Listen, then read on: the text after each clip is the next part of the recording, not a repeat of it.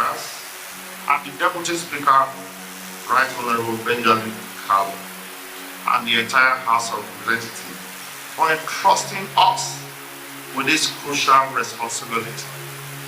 Your unwavering support and determination to see a competitive, effective, transparent, and sustainable petroleum sector reflects your commitment to the renewable agenda of Mr. President.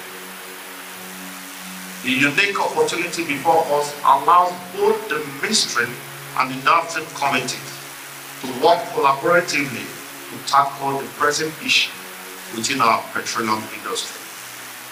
Our mandate, as set by the House on July 9th, encompasses a comprehensive forensic legislative investigation into the several critical areas, including but not restricted